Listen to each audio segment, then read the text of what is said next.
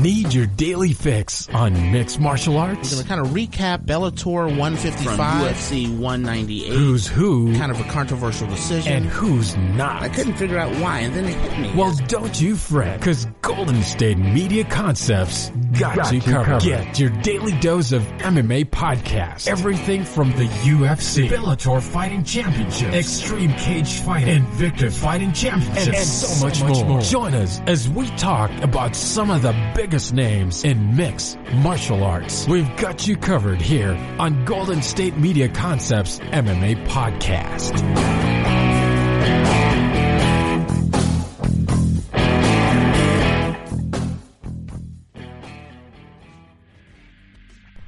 Thank you for tuning into the GSMC MMA Podcast, brought to you by the GSMC Podcast Network. I am your host, Arnel Dorion, and as usual, I hope you are doing well for yourself. Whether you live in the States or internationally, I hope you're doing fine for yourself during a time of major uncertainty. Hopefully, you are also very, very safe. You're healthy, things are going well for you, because right now, in the world of sports, things are getting incredibly complicated, not just for mixed martial arts, but for all sports. Things are getting very panicky right now. We are still unsure whether there's going to be a second wave of coronavirus. We're still unsure about that, but one thing that is definitely sure is that UFC is kind of back in track. And when I say kind of back in track, is that we got a lot of fighters pretty much protesting, and, you know, there's a lot of controversy going on right now as it pertains to Joe Silva, Dana White, Money Economics, Fight Island. What is going on here? Though I am happy for some fighters like Hannah Cyphers and Gilbert Burns. They're able to make the most out of this very difficult, very confusing time right now through, you know, them constantly participating in fights. Gilbert Burns, he'll be fighting 4 times in the span of the last 8 hours. That is impressive. That is high work right there. But while there's some fighters like Gilbert Burns and Hannah Cyphers who are able to make as much money as they can during this time of major uncertainty, we got fighters like Paige Vanzant, whose contract is coming up to a close. So Paige Vanzant, she's starting to recognize, no, I want to say starting to recognize, but it's been out there in the open that Paige Vanzant right now, she's mostly focused, more than anything else, of just finishing up her contract. She doesn't care about winning the title. She doesn't care about being the very best in her division.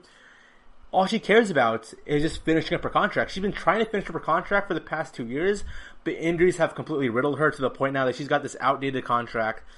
I remember in an interview, she had an interview where she's talking about how she made more money through Instagram sponsorships than she has becoming a UFC fighter.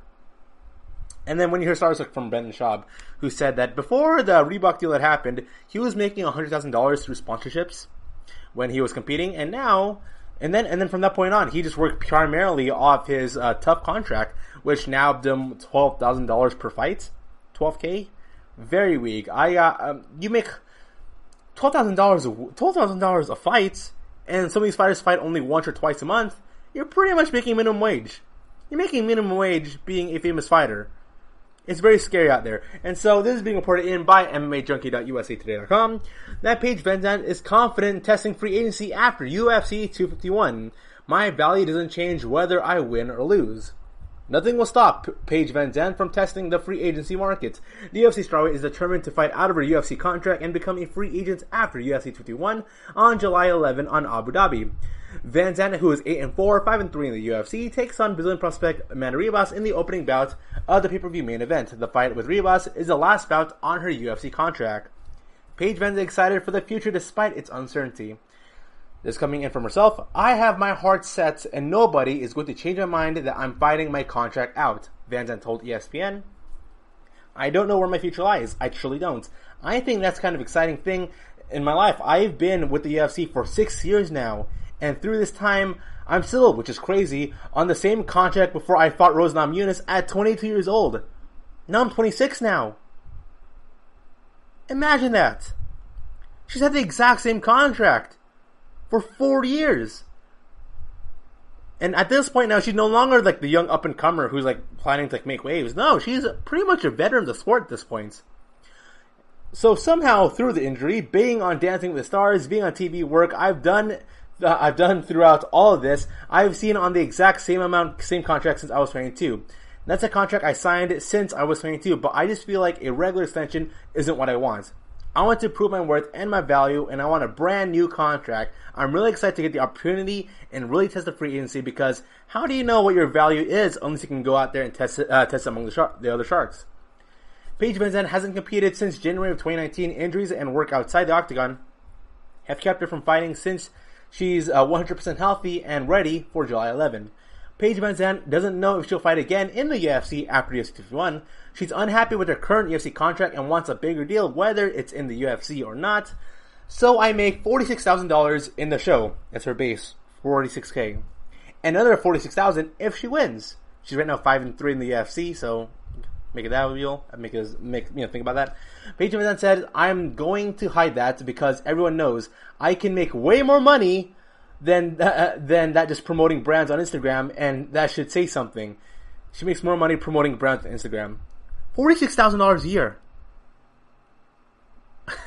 There are college kids right now that make twice that. And I know what you're thinking. Like, what college kid makes over $46,000 a year? Trust me, if you're a person who... Being a person who's lived in Southern California and in Northern California and has graduated from prestigious colleges, universities, and have friends who've graduated from prestigious college universities, if they were to show you what their paycheck was through their paid internships, you would freak out. You would want to punch them in the face. I'm being honest with you. I had a friend who, through being an intern at Facebook, at the age of 19 years old, was making $96,000 a year. That was her annual salary. $96,000 a year with paid food, paid housing, in her internship at the age of 19 years old. And although she goes to a prestigious university, she's not the only one. There are many people across America, even around the world, who can make a whole lot of money at an incredibly young age. And for Paige Vanzant, considering the fact that she's dived herself deep into social media of Instagram, where there's always some schmuck out there who's like 25 years old or 22 years old, who's like a CEO of his own company, is already a millionaire. Like, these stories are not out of nowhere. It really isn't. That's why when Dana White goes on to say, you know what? These fighters out here, they have an opportunity to make a whole lot of money. They'll make more money than the average human being, and they're going to be settled. Well, you got to remember here, these fighters here, they want to relate. They want to compare themselves to what else is going on in the world out there. Whether it be like, famous celebrities or people in YouTube or other athletes around the world. They always want to compare as all the money they make. And also, let's think about this. Joe Rogan just made $100 million. Joe Rogan made $100 million through his podcasting. $100 million. And now you have Dana White and then Joe Rogan saying, well, I don't consider myself rich. I consider myself, money is whatever. Like, you hear Joe Rogan all the time in his podcast, and a lot of rich people all the time say, you know what, I may have a lot of money, but, the money doesn't really matter that much to me. And obviously, me and a lot of other people and all these fighters can go and say, well, of course you can say money doesn't matter all that much to you, considering the fact that you make absolutely insane large amount of money. Absolutely insane. But Paige Vanzant here making $46,000 per fight, that's really, really weak. Why would I step away from all that amazing success that I have? I made more money on Dancing with the Stars than I have in my entire UFC career combined. Every fight, every win, every bonus. I love fighting. It's what I love to do. And for this fight, I dropped every single sponsor. I haven't posted anything on Instagram. Nothing matters to me except this fight, and it's a clean slate for me. She made more money on Dancing with the Stars than her entire 4-year run in the UFC. Now, this is Dana White. He always say, well, you know what, you're a mark and you don't know what you're talking about here. You don't know the exact numbers. Well, this is coming in from Paige Vanzant herself, the actual fighter herself. And we've heard all the other fighters going to say what their actual money is. So the 26-year-old is confident stepping to free agency and considers herself a big free agent depending on how her fight with Ribas plays out. Paige Vanzant could be on a 2-fight win streak, or 1-3 in her last 4 bouts. It's a big fight for Paige Vanzant, but she said she feels no pressure entering to UFC 51 and thinks her free agent status won't be affected by the results of the bout with Ribas. I truly do feel like my value doesn't change whether I win or lose, Vanzant said. I still have set myself up for success, and I will still forever be Paige Vanzant, but that doesn't mean I'm not going to fight to die. This fight matters to me more than any fight in my entire career, so I'm putting it all on the line. I'm going to be honest with you. I don't think Paige Vanzant's going to win against Amanda Ribas. I think Amanda Ribas is just the better fighter. I'm being honest with you. I think Amanda Ribas is going to go defeat Paige Vanzant. And then, I don't know, and then, because, I think, is that Amanda Ribas? Like, she's in the top 12 rankings right now, and if you look at her record, it's, like, much more impressive than Paige Vanzant's. And also, Paige Vanzant has ring rust right now, and I'm definitely afraid of ring rust all the time. I could definitely 100% be proven wrong here, and Paige Vanzant smokes Ribas in the first round. That's a real possibility. But I am personally picking Amanda Ribas defeating Paige Vanzant. Now, for Paige Vanzant's future, she could go to Invicta. She could go to Bellator. She can go stay in the UFC. Right now, it's all really up to... here's the thing. Paige Vanzant, she doesn't even have to do professional fighting. She really doesn't. She can go and try to... She can connect with her agent and... I'll be honest. Paige Vanzant, if she hasn't done yet, she could be like a Let's Player. She can go on YouTube, play video games, do reaction videos, talk about her life. She can make more money going on YouTube and saying stuff that really isn't all that interesting, or that barely is interesting to her, and she can make twice as much money than competing in the UFC. That's what I'm saying. Vanzant has options. Win or lose, she has options, and I'm happy that Vanzant, unlike a lot of fighters, good thing for her, in that she does have options. She wasn't Dancing with Stars. She has appeared on TV. She can do sponsorships through her Instagram. She has one of the highest followers among all fighters in the UFC. And she can make more money from doing that. And she's only 26 years old. She's still up and coming, kind of. She's still up and coming. She has she can go connect with her agent and then get her to either a movie role or a TV role. She can go start creating her own Paige Vanzant brand. She can be a TikTok person. She has so much potential. Paige Vanzant is one of those stars where you can say, oh, she has it. She definitely 100% has it. She can definitely gain, she already has a large following. She can gain even more of a large following and make more money through that. It's not the realm of possibility that we can see Paige Vanzant being okay, you know what?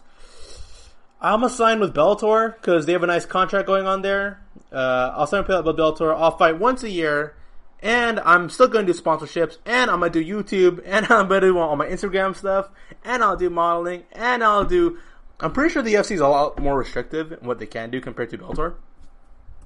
And so for Paige Vanzant, I really hope that after this fight, to win or lose against Amanda Ribas, she'll be able to go make a whole lot of money, and then she can go on and brag about how much money she makes compared to a run in the UFC. Because here's the thing, I think maybe I might be overanalyzing this, but I really do believe that Paige Vanzant is one of those fighters who, upon leaving the UFC, can go and make an exorbitant amount of money, and then can go on and talk about how bad things are being run in the UFC in terms of fighter economics here. And then she'll not get into any trouble. She's not going to. A lot of fighters have a tendency of not being vocal with money issues. There are a lot of fighters who are even ex-fighters who are so afraid of really speaking out on the issues that pertain to money economics in the UFC that they just don't try to do it because they're afraid maybe the UFC brass is going to penalize you or something stuff like that. But if Paige Vanzant were to leave, and with her followers, she can just be as vocal as she wants. No chains on her. She can be as vocal as she wants, and then she can go and crack down on, you know what? Here's all the money I made in the UFC. It ain't all that good. It ain't all that good. Man, it just frustrates me. It frustrates me that every single time I get on this podcast, I always have to talk about fighter economics. It's getting bothersome. It really is. And it's because every single time, I can't go on and type up MMA news or UFC news without hearing or seeing one fighter complain about how bad their pay is. And now I have, because earlier today, I woke up in the morning, got my breakfast, got myself a breakfast burrito. I watch YouTube early in the morning before I really get my day starting. And the first thing that pops up is Chael Sonnen saying, "John Jones doesn't get it," from Chael Sonnen. And I'm like, really? John Jones doesn't get it? It's more like John Jones has greater aspirations than Chael. What is it to get? What is it to get?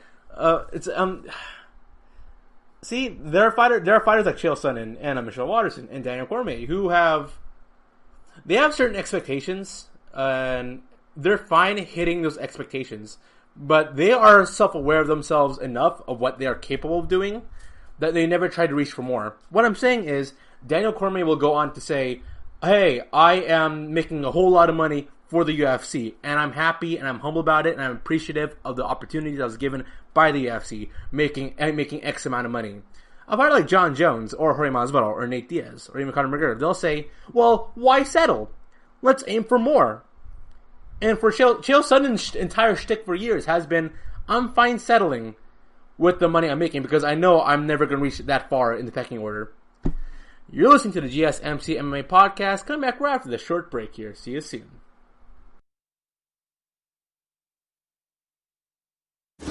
Check out the show built around the women of MMA. From the UFC to the extreme cage fighting, we got the fights covered. Listen. It's the Golden State Media Concepts Women's MMA Podcast. The latest news of upcoming fights, discussions of previous matches. Join us as we talk to and about the biggest names in women's mixed martial arts. Past, present, and future. When it's the women's fight game, you know where to listen to. The Golden State Media Concepts Women's MMA Podcast. This is your ultimate stop for everything sports. The Golden State Media Concepts Sports Podcast. Should I say more? From the NFL, MLB, the NBA to MMA, it's all in here. The Golden State Media Concepts Sports Podcast. Listen now. And we are back. So yet again, I talk about fighter economics, but let's bring down to something kind of, weird. The world of MMA is very weird, and although these people are grown adults, they have a tendency of acting like teenagers, like juniors in high school. So this is being reported in by MMAmania.com, and the way how this is being written is very funny. So the headline goes, Sour Chad Mendes bites back at moron Michael Pricksping following Brit's USADA shame game. So Chad Mendes does this long tweet here where it says, hey, Mike Bisping, let's get some I can't really swear here, but let's get some poop out of the way here. When I let USADA suspend me, it was for a banned peptide under their rules, not a steroid. Just to put some poop into perspective for morons like you, too much caffeine in your system is a violation under the USADA rules. That entire system is the biggest crock of poop ever implemented into the UFC. Unlike all these other guys getting popped and making up the worst excuses ever to wheel and deal their suspension down, I own that poop like a man. Now keep my name out of your mouth, you old wooden eye having prick before I snatch your soul like my boy Dan Hendo did. Hashtag GTFO. Hashtag always running your mouth. View all 2,158,000. Okay, 22,000 likes, 2,000 comments. So Michael Bisping has roid rage. This is coming from MMA.com. It says here Michael Bisping has roid rage. No, the count isn't juiced up and laying waste to his local health club despite this first-hand account, but he does get furious every time he mentions a fellow UFC fighter who was suspended by USADA. Can't say I blame him. Either the disfigured ex-champion lost one of his eyes against Vitor Belfort back when the Phenom was maxed out on TRT. Following that incident, any drug test suspension incurred the wrath of Bitter Busy. And former featherweight title contender Chad Mendes was no exception. It seems like the count took exception to the comments Chad Mendes made. Chad Mendes' nickname is Money? Chad Money Mendes. Where? Where's the money? If you said Conor Money McGregor, yeah, I can go for that. But Chad Money Mendes? Like, he's not being paid all that well, significantly better than any other fighter. No, I was wrong. Jim Miller made a whole lot of money in his last fight, like $200,000. Good for him, dude. Good for him in a fight that lasted a minute and a half, where he was coming to fight as the underdog. So, congratulations, Jim Miller, man. 2 thumbs up for you. I'm happy for him. Mendes commented on how he retired Brett was ignorant and disrespectful. And then it goes on to say, you little steroid cheating frack. Michael Bisping wrote on social media, according to his most recent podcast, "Don't be sour because your career amounted to nothing.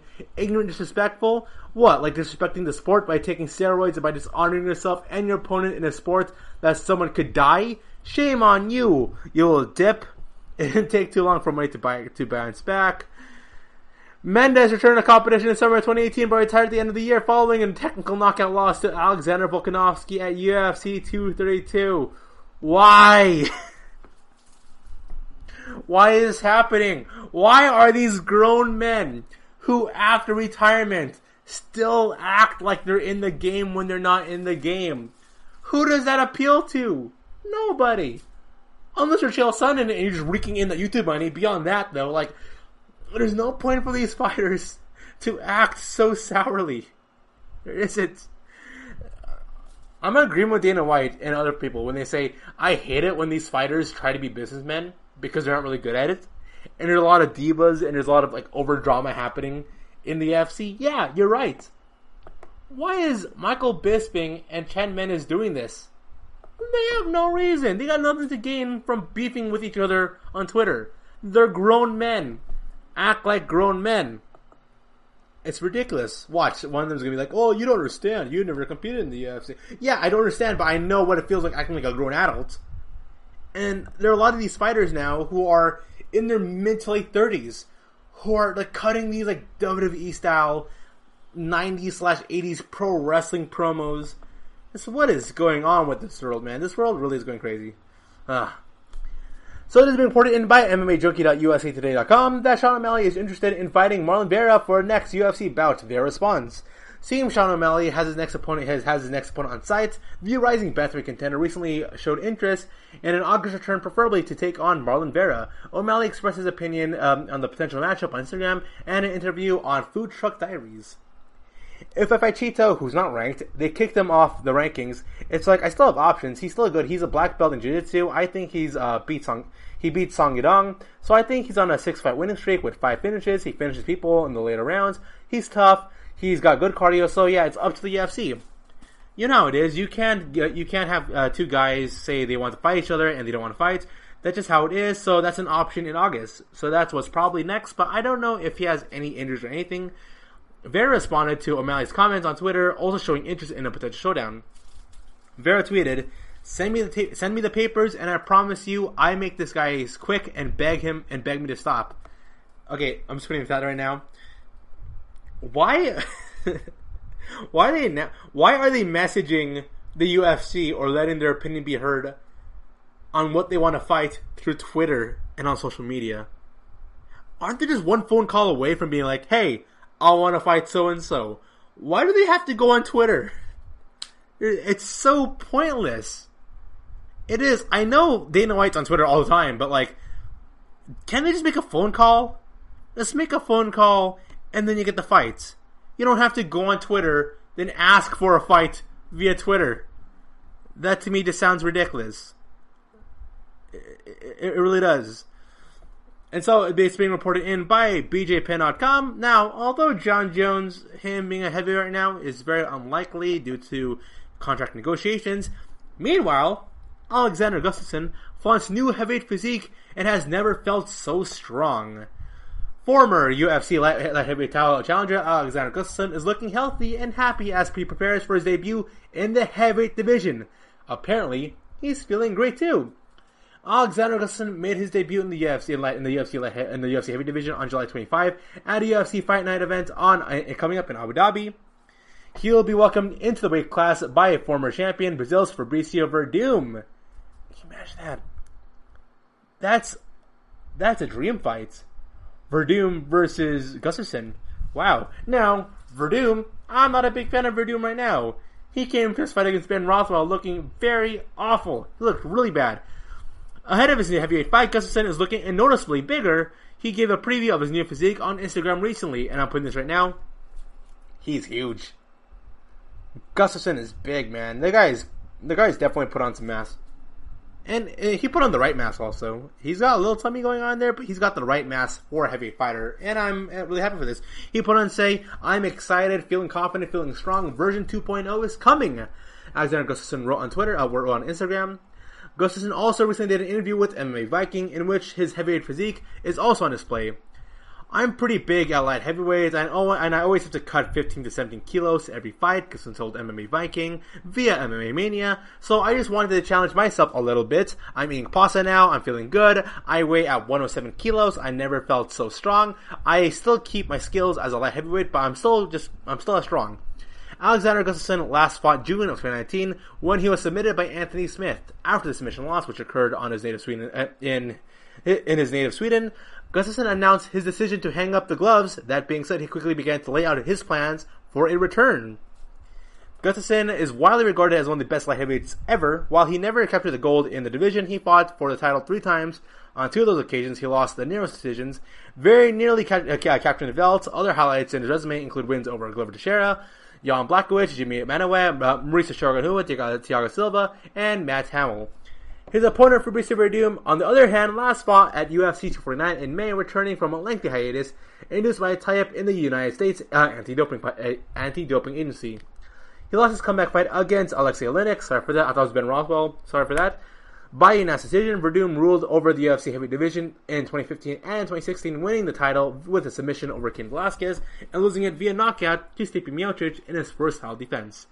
Time will tell the dangerous Swede fares against the behemoth of the heavyweight division. Right now, I have to lean in towards Gustafsson. I really do. Because at least Gustafsson put up a fight, a really impressive showing against Anthony Smith. And Anthony Smith, man, that guy's a warrior. He really is. Now, let's go Oleinik. That guy's a warrior also. But Verdum, in his performance against Oleinik, I don't know if I should tell people to watch it. Because it's really bad. Because when you look at Verdum, yes, he never had like the greatest physique ever, but he came into that fight against Alexei Oleinik, and he looked so huge. He looked really bloated. He had this like, not roid belly, but he has a lot of like dead skin. He looked really out of shape. His cardio broke down immediately after the second round. Verdum looks bad. Verdum looks really bad. But I am excited. I am hoping that Alexander Gustafsson gets his like new second wind fighting in the heavyweight division. And I'm kind of jealous because he's eating pasta now, and I myself am avoiding eating pasta because I'm trying to lose some weight. So Alexander Gustafsson, he looks great. He looks in much more better shape than Verdum. And hopefully, I really hope that Verdum gets in better shape. I really do. That's his comeback fight after a long hiatus, and I expect Verdum to get in much better shape after that very, very weak performance he had against Alexei Oleinik. I expect the best out of all of them, and I really hope I'm predicting Gustafsson winning. I think Gustafsson is going to win the fight. We are going to see a rejuvenated Alexander Gustafsson, and I'm excited for it. I really am. So this is being reported in by MMAJunkie.com that Kamaru Usman changes camps ahead of UFC 251 against title defense against Gilbert Burns. This is very interesting here because they're teammates, ironically enough. UFC welterweight champion Kamaru Usman is dealing with a unique set of circumstances ahead of his second title defense.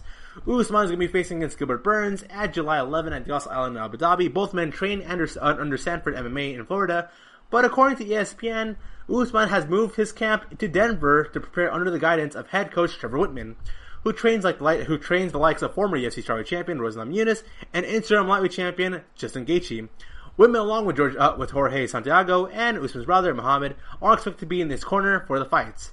Burns, who is 19-3, has remained in Florida, but their head coach Henry Hooft will take a step back and won't be involved in either man's preparation.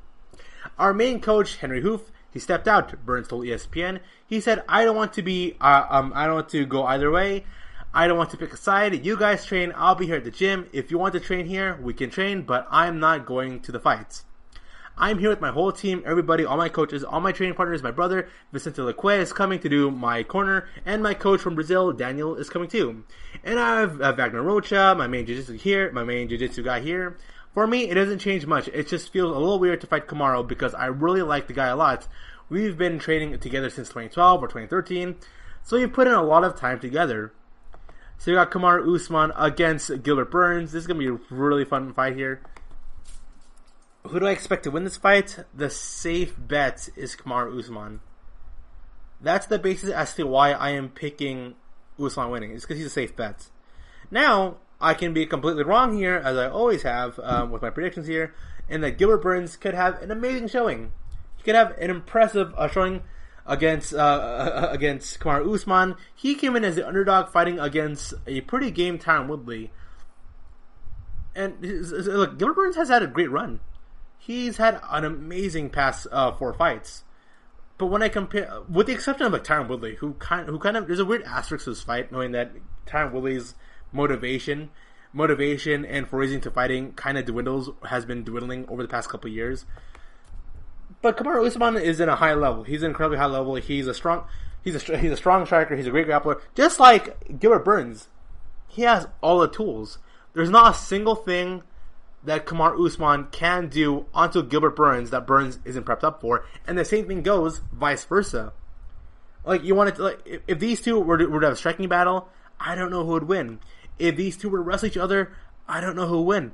Gilbert Burns came to the UFC as a grappling specialist and then became a striker, and then the same thing applies towards Kamaru Usman. So really, you got both of these fighters here who can pretty much beat each other at any aspect of the fight game. This fight could end via submission. It could end via ground and pound. It could end through a flash knockout. It can end via TKO. Honestly, any fighter can win this fight. That's why I'm super excited about this fight here, because really, the betting odds haven't come out yet. But if the betting odds were to come out, I'm pretty sure people would bet on Kamaru Usman winning. But I won't be surprised if the betting odds are a little close. We got some people betting on Gilbert Burns here. If Gilbert Burns is able to defeat Kamaru Usman, wow. Just wow. 2020 would easily be the year of Gilbert Burns. Same way Jorge Masvidal became a superstar in 2019, Gilbert Burns becomes a superstar in 2020 if he defeats Kamaru Usman. So you're listening to the GSMC MMA podcast. Come back right after the short break here with some more MMA news. See you soon. Tired of searching the vast jungle of podcasts? Now listen close and hear this out. There's a podcast network that covers just about everything that you've been searching. Hey! The Golden State Media Concepts Podcast Network is here. Nothing less than a podcast bliss with endless hours of podcast coverage. From news, sports, music, fashion, cooking, entertainment, fantasy, football, and so much more. So stop lurking around and go straight out to the Golden State Media Concepts Podcast Network. Guaranteed to fill that podcast itch. Whatever it may be. Visit us at www.gsmcpodcast.com. Follow us on Facebook and Twitter, and download us on iTunes, SoundCloud, and Google Play.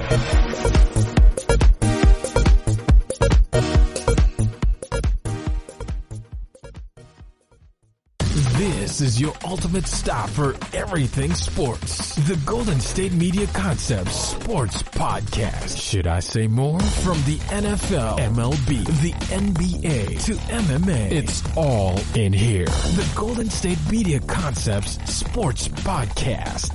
Listen now.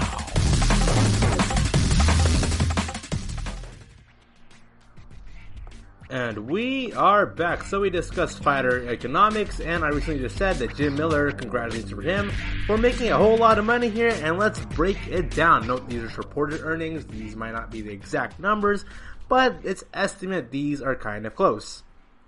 And so UFC on ESPN 11, Blades vs. Volkov fighter salaries here. Curtis Blades gets $180,000, which includes a $90,000 win bonus. So his base pay was $90,000 just to show.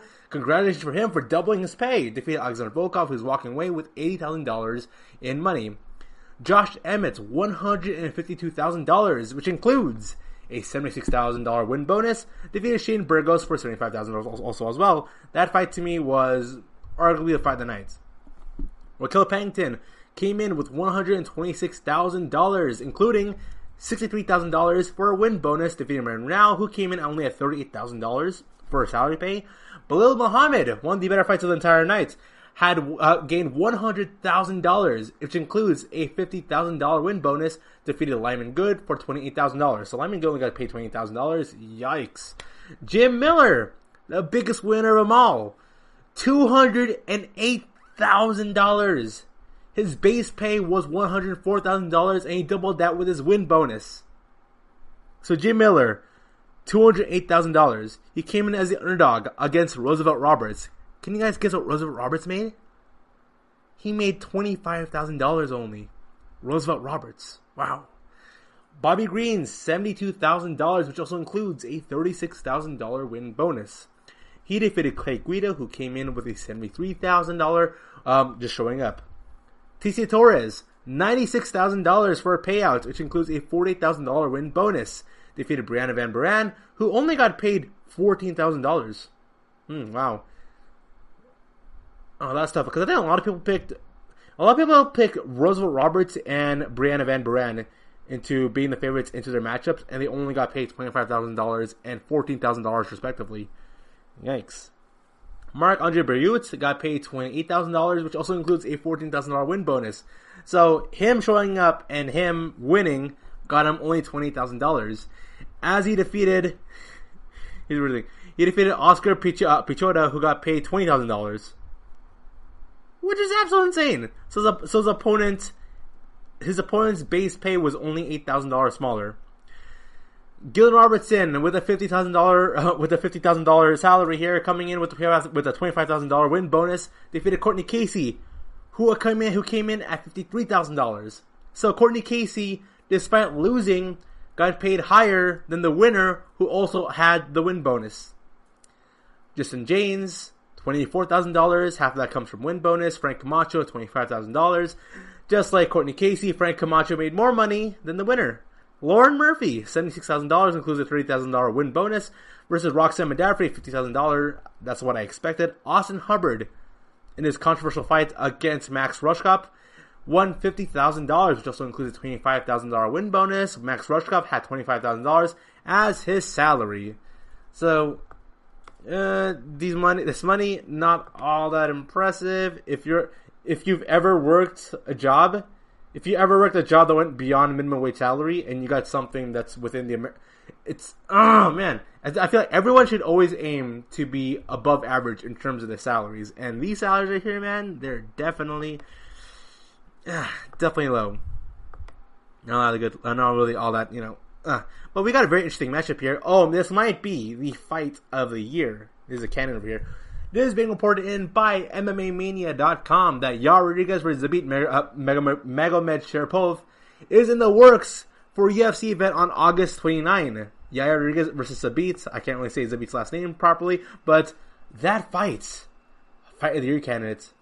This fight will be awesome, without a doubt about it. So, Ultimate Fighting Championships is close to finalizing a deal that will steal top feather contenders Rodriguez and Zabit throwdown at an upcoming event on August 29, likely inside the UFC Apex facility building in Las Vegas, Nevada. That's according to Zabit's manager, who confirmed the news in an interview with Russian news site TASS via Sherdog. Yair and Zabit were initially set to throw down at UFC 227 back in 2018 before everything went down the gutter. A few days after the fight was announced, Dana White dropped a bombshell by revealing he had cut Yair Rodriguez for allegedly refusing to fight Zabit. According to El Pantera, that was the furthest thing from the truth, as he claims he repeatedly asked for promotion for a top 10 opponent instead of Zabit, which he didn't get at the time. A few weeks later, UFC re-signed Yair and booked him against Zabit once again, this time for UFC 228.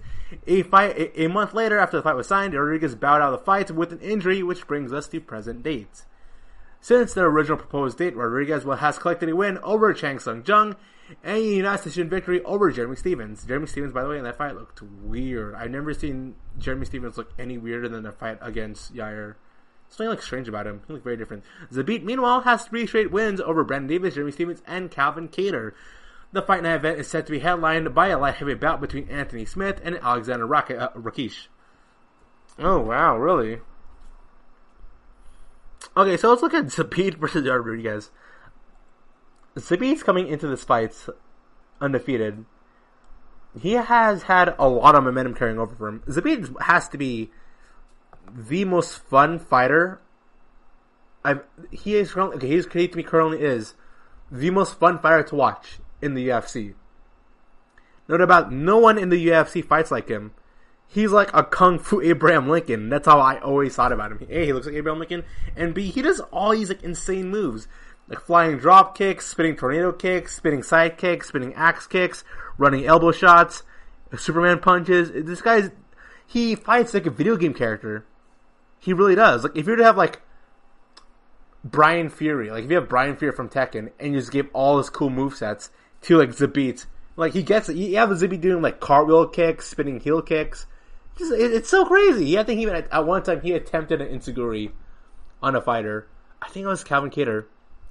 But yeah, Zabit versus Rodriguez, that could be a fight of the year candidate. I am definitely 100% going to watch that. I recommend everybody to watch that. I'm saying that right now because it's a UFC on Fight Night events, and UFC and Fight Night events usually don't draw the biggest crowd in terms of watching. But trust me, this fight, insane. This is going to be a really fun one. Problem with Zabit, though, So Zabit is coming in as the favorite, but and he is undefeated. But if you look at Zabit's last matchup against Calvin Kattar, there are some question marks. There was definitely a dink in the armor of Zabit here, and that Zabit shredded Calvin Kattar in the first and second round. But there were very brief moments where Calvin Kattar was able to land in some clean counter shots, and then it was in the third round. Now Calvin Kattar, without a doubt, defeated Zabit. The only round Zabit has ever lost to was against Calvin Kattar.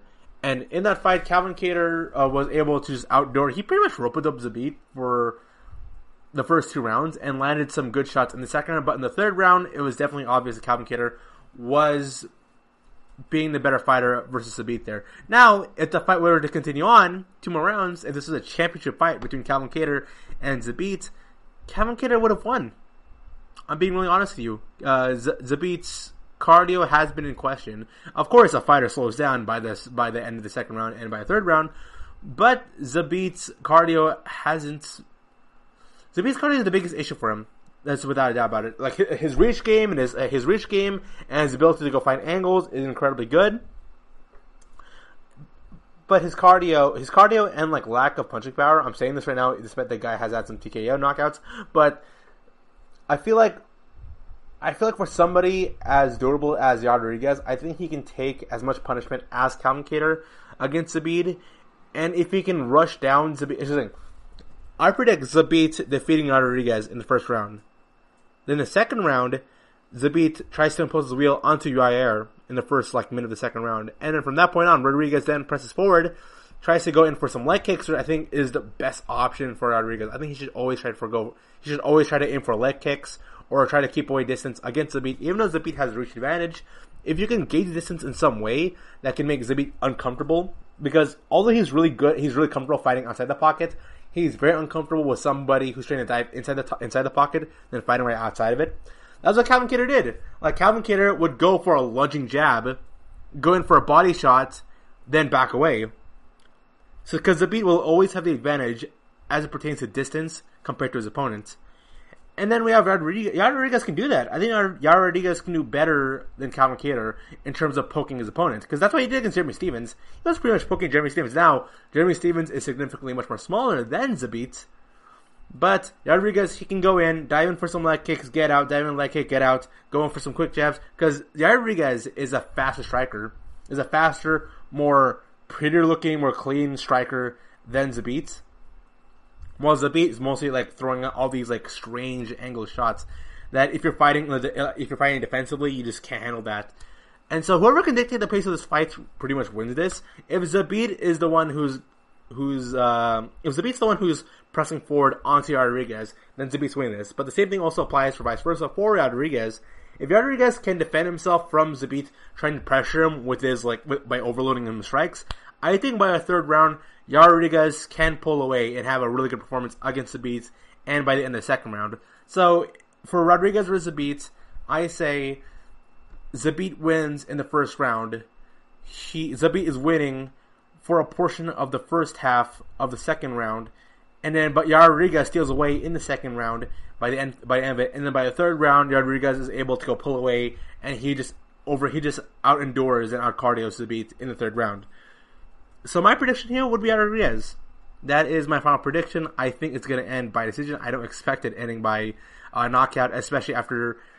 If there's anyone knocking anyone out, it would have to be Calvin. I can see Calvin knocking out Zabit, but I just don't see Zabit knocking out somewhere as tough and as durable as Yair Rodriguez. So that's a very tough one there. And now it is being reported in by the IBTimes.com that ex-UFC star Chris Cyborg hurts trainer's hand after hitting mats too hard. Hitting the mitts too hard. It's very... Oh, yeah. So I'm seeing this right now. And like, yeah, Chris Cyborg, she's so scary, but I don't really believe it, really enough. It's hard for me to believe what a lot of these fighters are posting nowadays. It really is. It's because a lot of these fighters are trying to... a lot of these fighters are so focused on pushing their brand. So Chris Cyborg, in recent years, has transitioned her fighting style. She turned from a fighter who was, like full on throttle, going to be super aggressive, gonna press on you, pull out all the action. He's going to make you as uncomfortable as possible and just overwhelm you with her strength and power. Now she kind of transitioned into being this much more technical striker, a lot more passive. If you look at her fights against Nunes, Twitch Spencer, even the fight before that, Twitch, she fought somebody who's not even like... She fought somebody who was debuting in the UFC. It was just really weird to a fight that Chris Cyborg had. The feather division was really weak. And near the end run, and when you look at Chris Cyborg's last 4 fights, she was a lot more of a boxer than she was like an overwhelming clinch artist, which she's really good at. She's incredibly good in the clinch and really good at dirty boxing and really good at these short hooks. But now she transitioned from uppercuts and short hooks and diving towards his opponents into more of a keep away. I'm going to outbox you. And I still have more power than you, but I'm going to beat you through trying to find good angles and shots instead of just overwhelming you with power shots. Yes, Chris Cyborg was able to be a power hitter and was able to knock out her last opponents in her Bellator debut. But then again, I saw more glimpses of technical angle striker, very patient boxer Chris Cyborg than I did knockout artist. This woman's absolutely going to destroy you with one punch, girl. I don't see that Chris Cyborg anymore, contrary to this video. But prior to becoming Bellator star, Cristiano Gisano, popular known as Chris Cyborg, was one of the top contenders in the UFC, and then the article here just goes on about her training. In a recent video uploaded by Eli Sekvich by ES News, Cyborg was spotted training with veteran trainer Virgil Ortiz Sr., father of the undefeated prospect Virgil Ortiz Jr., and an incredibly fit MMA fighter who could be seen working the mitts with Ortiz. Everything seemed fine until Ortiz suddenly removed the mitt from his left hand and started complaining that it hurts. Upon noticing that she... By the way, yeah, they do hurt. They do. Here's the thing. Even if you have mitts, if you've ever done boxing or kickboxing, all because you're wearing mitts or something to cushion you, it's cushioning you. But you can still kind of feel it, alright? Then there was one guy who came to the gym who had the hardest body kicks. These insane body kicks. And so our trainer would wear like this like patent shield that's meant to protect him from the body kicks. And so after several body kicks, the trainer would go turn around, he would look at us, and then like he would take it up and is like, oh my gosh, oh man, that was hard. So note, even if you're wearing padding, it still hurts. It really does. Like, I've done boxing training where I punched a person's hand really hard, even with their mitts, and they're like, oh, can you, like, slow down, please? So, yeah, like, it's normal. It is expected that you still get kind of hurt, or you get kind of a buzz through somebody hitting you, even if you're wearing mitts. And you're listening to the GSMC MMA podcast. Coming back right after the short break here, to which I'll see what type of fighter I would be if I was an MMA fighter. See you soon. Want to know the latest in soccer? Then listen to the Golden State Media Concepts Soccer Podcast. From MLS, the World Cup, and the Premier League, we've got you covered. The latest updates, the hottest matches, and news on the league's top players. It's the Golden State Media Concepts Soccer Podcast. David Beckham scores the goal to take England all the way to the World Cup finals. Listen now. And we are back. So coming up this Saturday is Dustin Poirer versus Dan Hooker. This is going to be an incredibly fun fight here. It can go either way, but the betting odds are out. Who do we expect to win in this bout, in this entire fight card? Well, let's check it out here. Dustin Poirer versus Dan Hooker. Dustin Poirer is coming in as a favorite at minus 220. Mike Perry versus Mickey Gall. Mike Perry is the obvious favorite here at minus 300. Really? Okay, I genuinely believe Mike Perry will stomp Mickey Gall in the first round. I'm that confident. But really? Minus 300? Come on. Maurice Green versus Gian Vellante. Minus 215 for Maurice Green. Don't be surprised if Gian Vellante ends up getting a surprise victory. Luis Pena coming at minus 270 against Kama Worthy. I'm in agreement with that. Jordan Griffin at minus 120 versus Youssef Zalal. that fight is going to be fireworks. Jordan Griffin and Salal could go either way here. Luis Pena is an obvious one. Maurice Green is the obvious favorite against Gian Vellante, but don't down Vellante. So far right now, the only fight here that I'm in disagreement would be Yusuf Zalal versus Jordan Green. Takashi Soto versus Ramiz Baramaj. Soto is coming as a favorite. Admittedly, I'm not that knowledgeable of either fighter. Philip Lins is coming the favorite against Tanner Boser. I agree with that. Miranda Maverick, minus 290 against Mara Barella. Yes. So the problem with Mara Barella right now is that she's had a tough string of fights in her past 4 fights. She's been losing them. So off that basis, she just has no momentum carrying over for herself. So Miranda Maverick off that basis is coming as a favorite. Sean Woodson against Kyle Nelson is Sean Woodson coming as a favorite, and then Brendan Allen is the favorite at minus 275 here. So the only against Kyle Dakaus, I'm not that knowledgeable about Dakaus, but one fight here that I'm definitely iffy on would be the one fight that I believe there could be upset would be Yusuf Zalal versus Jordan Griffin. It's also the second most close fight here next to Philip Lins versus Tanner Boser, but I think people are kind of overrating Tanner Boser in this matchup against Lins. I think Lins is going to win this one. Luis Pena obviously is winning this one. I think Zalal might be an underdog here. I genuinely believe that. Well, I'm looking at the betting odds here. Yeah, for the most part, I kind of agree with this. I kind of agree with the betting odds here. Dustin Poirier is expected to beat Dan Hooker. Poirier hasn't had a good string of fights lately. He had that one good fight against Khabib, and sadly, it's gonna hold over his shoulder. If he pulled guard, he could have become the champion. But Dan Hooker, I think right now he's coming up in the rankings here, and it makes sense in the timeline of where Poirier and Hooker are in their career compared to other fighters, that I think Hooker is going to win this fight. Yeah, I'm making a prediction. I say Dan Hooker is going to defeat Dustin Poirier in this fight. So the two underdogs who I think will win are Hooker and Yusuf Zalal. And then I always like to end all these podcast episodes with something silly here, because everything's so serious and negative at times that I keep speculating as an MMA fan, same thing as a basketball fan, what type of athlete would you be? I said I'm not a mixed martial artist. I'm not. I got other careers. I got other stuff happening in my life. But I'm still a huge fan of the world of mixed martial arts and the UFC. And so I end up taking these quizzes because I always thinking what would it be like if I was a fighter. I kind of do something similar with the NBA in that I play the NBA 2K series, and there's a mode called My GM mode. And it would always be really cool if you play certain fighters.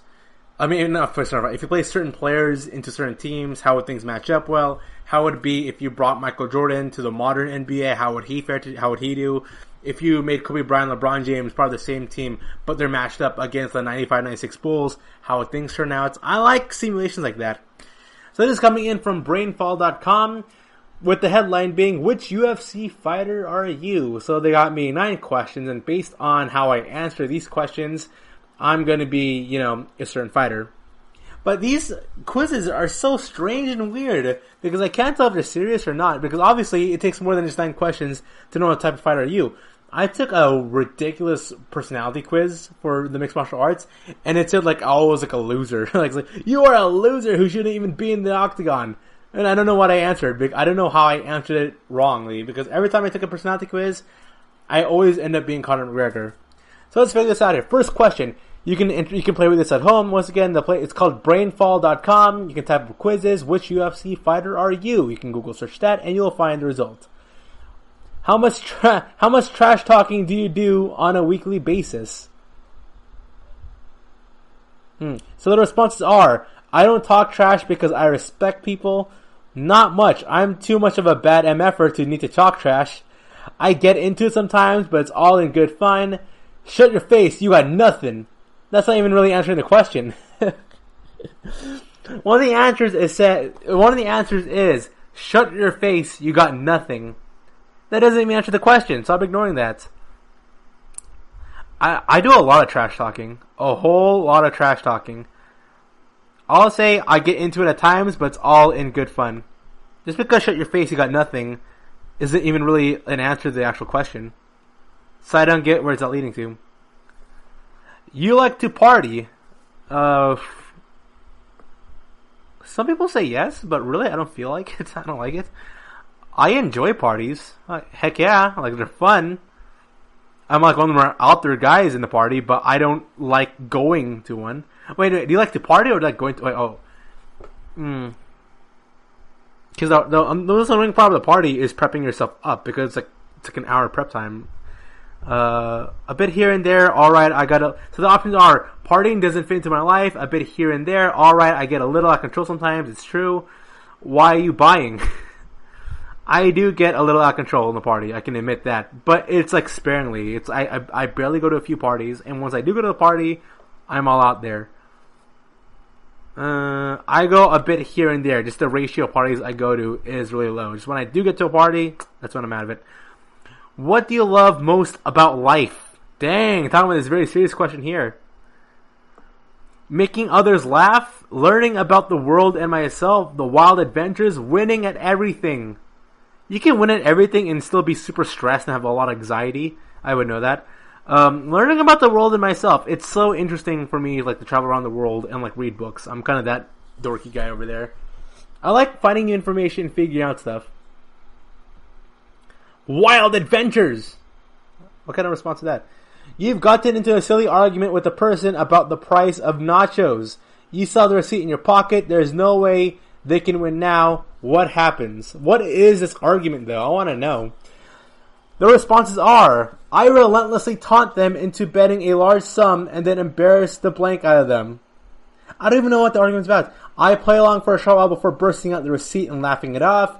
I quickly and politely reveal the receipt, perhaps with a slight smirk. I don't get what I'm trying to do here, though. So, did I buy the nachos or not? Question is, you've gotten a silly argument with a person about the price of nachos. I guess, like, you're talking with, like, your friend. It can't be the cashier, because the cashier saw the receipts.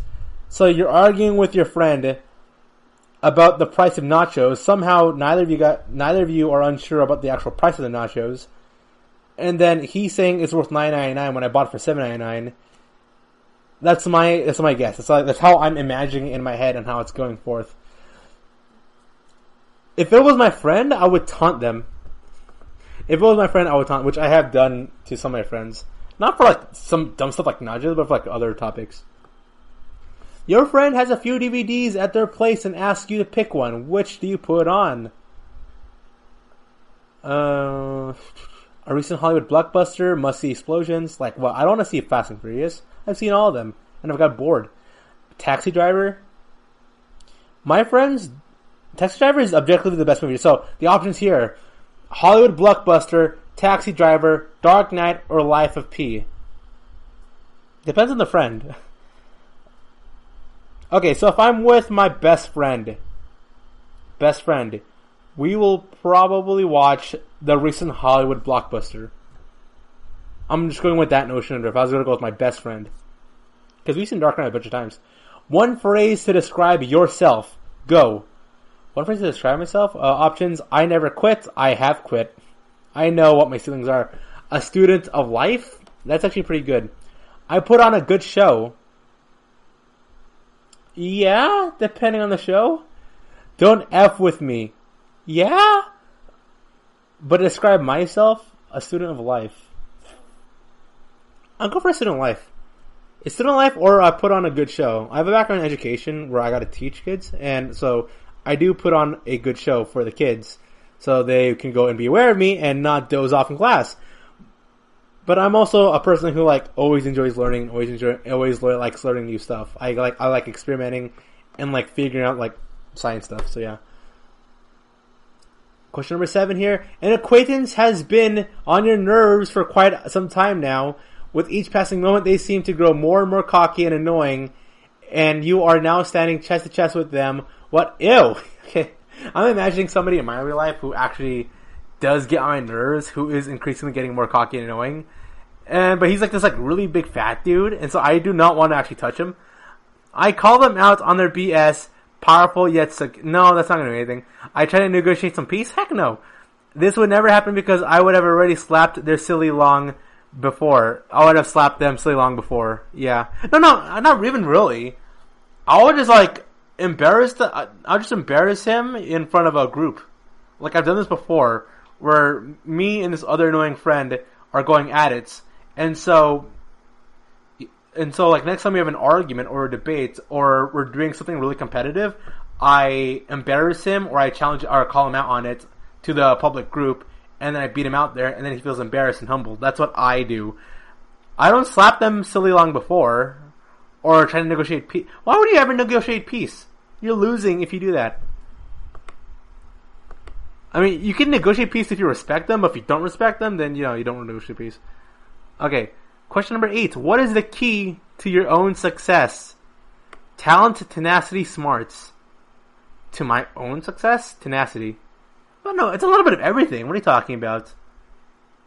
I guess like the one singular key? What if I got a key that does all?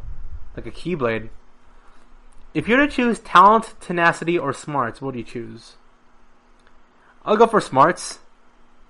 Because smarts has the highest ceiling for potential. Which animal are you most like? An injured bear? A spider? An English bulldog with multiple personalities? Or an owl? I don't want to be an injured bear. I love bears. Bears are probably my favorite animal. No, my favorite animal is the panda bear. But and what I'm doing right now, it's showing a grizzly bear. It's my favorite animal. No one likes spiders. Come on, owls are just super judgy as heck. English bulldog with multiple personalities. I am a loyal person. I guess I go with the bulldog. Yeah, I go with bulldogs because like they're cute, derpy, weird, but smart at the same time. It's calculating my results. Alright, it's going to see out of these 9 questions, what type of fighter would I be? And if you were able to go take the quiz at home, then be free to reach out to us via Twitter, Instagram, or on Facebook on what type of fighter you are. And then it says here about this quiz, don't worry, you won't need to test your metal in the octagon to get your results. Then again, perhaps you prefer a good fight. Which UFC fighter you most like? Alright then. Iron is waiting on this, and hopefully when I get results, I'll get back to you guys here. And it finally pops up here. What is my results? And so, I am Conor McGregor. Once again, I took another personality quiz, and I am a Conor McGregor. You are brash, fearless, and never at a loss for words. You are a force to be reckoned with. You may talk a big game, but you always have the goods to back it up. Not the result you wanted, see the other results. Okay, I want to see what the other results are. So you could have been Anderson Silva, you could have been Chuck Liddell, you could have been George St. Pierre, and you could have been Ronda Rousey. Those are the options there. What type of fighter are you? Here's the thing, Conor McGregor has to be one of my favorite fighters of all time. I know he's always playing a character and stuff, but the narrative behind Conor McGregor following his career is super interesting.